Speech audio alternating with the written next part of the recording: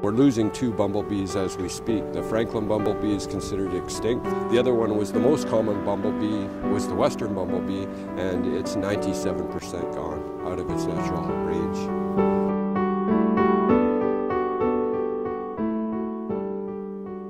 The bumblebee is a native bee to North and South America. That's our #1 bee, and the honeybees are imported from Europe. They only existed in Asia, Europe, and Africa. The bee that did all the work here was the bumblebee, and it still accounts for at least 60% of the pollination in North and South America.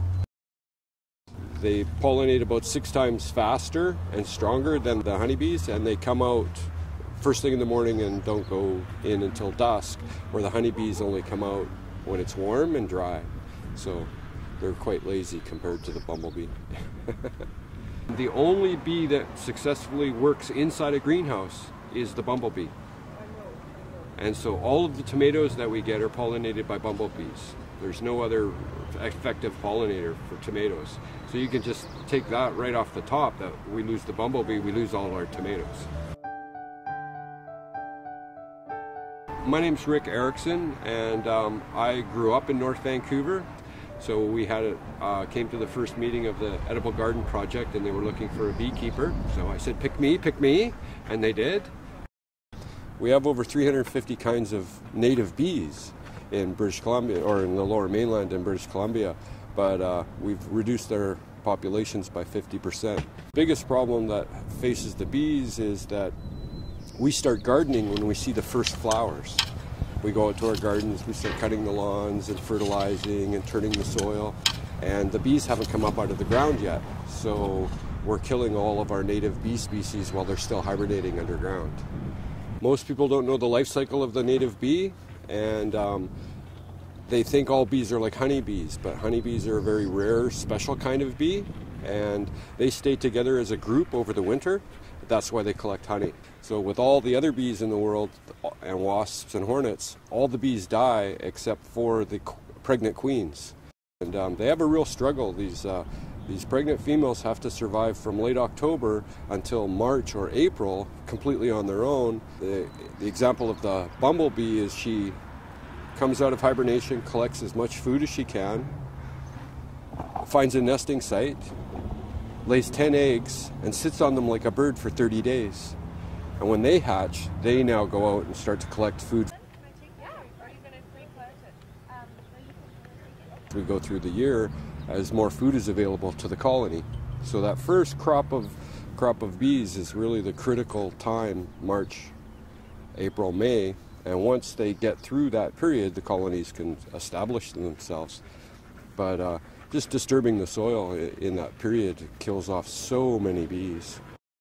In the fall, along the edges of your sidewalk or around a stump or a rock in your garden, if there's a muddy patch of soil, you'll see a little hole, and beside it will be a little pile of dirt, sort of like a clam on the beach. That's a bee going underground for the winter. And so if you notice those in your gardens, then you have to really avoid working in that area or disturbing those sites until the bees have come up for next year.